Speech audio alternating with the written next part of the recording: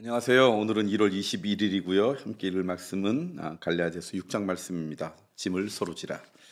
형제들아, 사람이 만일 무슨 범죄한 일이 드러나거든 신령한 너희는 온유한 심령으로 그러한 자를 바로잡고 너 자신을 살펴보아 너도 시험을 받을까 두려워하라. 너희가 짐을 서로 지라. 그리하여 그리스도의 법을 성취하라. 만일 누가 아무것도 되지 못하고 된 줄로 생각하면 스스로 속음이라.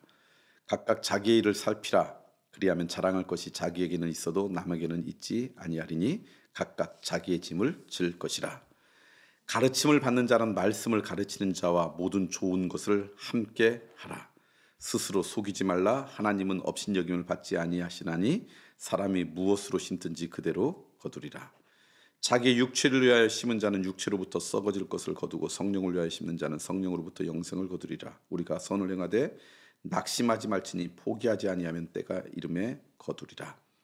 그러므로 우리는 기회 있는 대로 모든 이에게 착한 일을 하되 더욱 믿음의 가정들에게 할지니라. 할례와 그리스도의 십자가. 내 손으로 너희에게 이렇게 큰 글자를 쓴 것을 보라. 무릇 육체의 모양을 내려 하는 자들이 억지로 너희에게 할례를 받게 함은 그들이 그리스도의 십자가로 말미암아 박해를 면하려 함뿐이냐. 할례를 받은 그들이라도 스스로 율법을 지키지 아니하고 너희에게 할례를 받게 하려 하는 것은 그들이 너희의 육체로 자랑하려 함이라. 그러나 내게는 우리 주 예수 그리스도의 십자가 외에 결코 자랑할 것이 없으니 그리스도로 말미암아 세상이 나를 대하여 십자가에 못 박히고 내가 또한 세상을 대하여 그러하니라. 할례나 무할례가 아무것도 아니로되 오직 새로 지으심을 받은 것만이 중요하니라. 무릇 이 규례를 행하는 자에게와 하나님의 이스라엘에게 평강과 공률이 있을지어다. 이후로는 누구든지 나를 괴롭게 하지 말라. 내가 내 몸에 예수의 흔적을 지니고 있노라. 형제들아, 우리 주 예수 그리스도의 은혜가 너희 심령에 있을지어다. 아멘. 오늘 갈라디아서 6장 말씀입니다. 하나는 서로 짐을 지라라고 하는 말씀인데요. 오늘 말씀 보니까 이렇게 이야기해요. 무슨 일이 벌어지잖아요. 어떤 사람의 일을 볼 때 그때 두 가지가 오늘 우리에게 필요하대요. 하나는 온유한 심령으로 그러한 자를 바로잡고, 그러니까 잘못된 길을 걸어갈 때 그 사람을 책망하는 게 아니라 온유한 심령.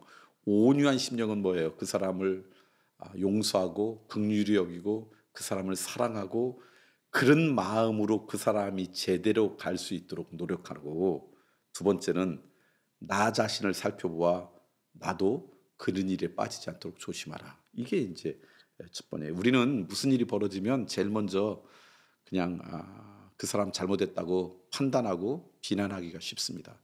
아유, 그러면 돼. 그 사람 나쁜 사람이야. 그러면 어떻게 저 사람 이렇게 이야기하죠. 그런데 오늘 말씀 보니까 그건 우리 그리스도의 태도가 아니래요.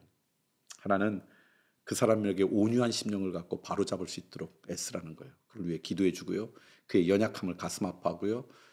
그의 잘못된 길을 걸어가는 것을 그냥 가슴 아파하고, 뿐만 아니라 더 중요한 것은 내가 그런 일에 빠지지 않도록 내 스스로를 돌아봐라. 이게 중요한 것 같아요.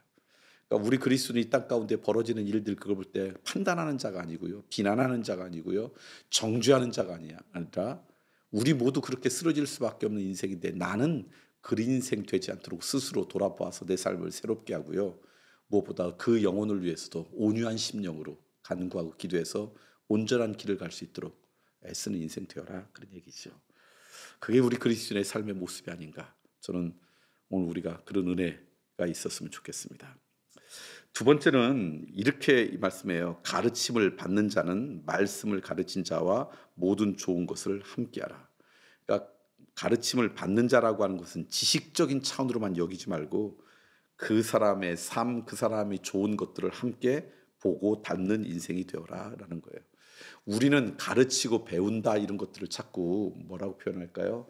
유교적으로 생각을 해서 지식적인 차원으로만 이야기해요. 근데 성경에서 이야기하는 이 모든 것들은 지식적인 차원을 포함하지만 이것을 포함해서 초월해서 우리의 삶의 차원을 이야기해요. 내가 누구로부터 배운다는 건 단순히 정보를 배운다는 게 아니라 그 사람의 삶을 배우고 흉내낸다라는 거예요. 그런 이야기죠. 그러므로 여러분 주변에 정말 믿음의 사람이 있다면, 그 사람으로부터 본받고 싶다 그러면 우리들이 함께해서 그 아름다운 삶을 나누고 전하는 그런 은혜가 있으면 좋겠어요. 우리가 하나님의 말씀을 읽고 묵상하는 것도 우리의 지식이 얼만큼 많아지냐, 정보의 축적이 아니라 삶의 변화다라는 걸 아시고요. 우리가 살아가면서 좋은 것을 함께하는 인생 되었으면 좋겠어요. 그러니까 어떤 사람에게 내가 저 사람을 좀 가르치고 싶다 그럴 때 자꾸 말로 지식으로 가르치는 게 아니라 좋은 것을 함께함으로, 누구에게 배운다 그럴 때 좋은 것을 함께함으로 우리가 배우고 가르치는 그런 인생 되라라는 얘기지요. 마지막으로 하나 더 여러분에게 말씀드리고 싶은 것은 선을 행하되 낙심하지 말지니 포기하지 아니하면 때가 이름에 걸으리라. 이 말씀을 하신 것은 선을 행하면 행하는 사람들에게 오는 것 중에 하나가 당신 참 착해 선해 그래서 박수하고 격려하고 그것 때문에 축복하는 것보다 낙심이 더 자주 올 수밖에 없는 게 우리의 삶이다라는 걸 알 수 있어요. 선을 행하되 기뻐하지 말고 이렇게 표현하지 않고 선을 행하되 낙심하지 말지니, 그 얘기는 뭐냐면 선한 삶을 살아가는 동안에 우리들이 낙심할 가능성이 훨씬 많다. 왜? 사람들이 인정해 주지 않고 오히려 조롱하고 이런 게 훨씬 많을 수 있다. 그거 각오해라. 선을 행할 때는 우리 가운데 나타나는, 우리 가운데 제일 먼저 오는 것이 우리를 낙심케 하는 그런 시험들일 테니까 마음 담대히 가져라, 그런 말이에요. 그리고 그때 포기만 하지 않으면 열매는 맺을 수 있다. 버티고 견디는 것, 이것이 열매 맺는데 가장 중요한 삶의 태도다. 오늘 말씀 여러분과 함께 나누면서 우리는 어떤 안타까움을 바라볼 때마다 그 사람을 비난하고 정죄보다 온유한 심령으로 그를 위해 간구해야 되고요. 무엇보다도 나도 그런 길을 걸어가지 않도록 스스로를 돌아봐야 된다. 두 번째는 가르치는 것, 또 배우는 것, 그것은 지식의 차원을 뛰어넘어서 좋은 것을 함께하는 것이다. 좋은 것을 함께하는 인생 되시라는 거고요. 마지막으로는요, 선을 행하면 낙심할 가능성이 높다. 왜냐하면 이 땅은 선을 추구하는 시대가 아니니까. 이 땅의 질서는 선과 거리가 머니까. 그렇지만 열매 맺기 위해서는 선을 행한 다음에 낙심의 상황이 와도 버티고 견디는 것이다. 그런 은혜가 우리 가운데 있으면 좋겠고요. 우리 교회를 위해서 여러분 기도하기를 부탁하는 것 가운데 하나는요, 주일부터 어제까지 대전에 있는 청소년부 아이들이 겨울 캠프를 했습니다. 사춘기죠. 청소년부들이 방황이 제일 심할 때입니다. 근데 그 청소년기 방황이 심한 그들이 그래도 교회 안에 모여서 겨울 캠프를 하고 말씀을 나눴다는 것만 해도 얼마나 감사해요. 질풍노도의 시기를 걷고 있는 우리 청소년들이 그리스도의 은혜와 사랑 가운데 잘 자랄 수 있도록 여러분 기도해 주세요.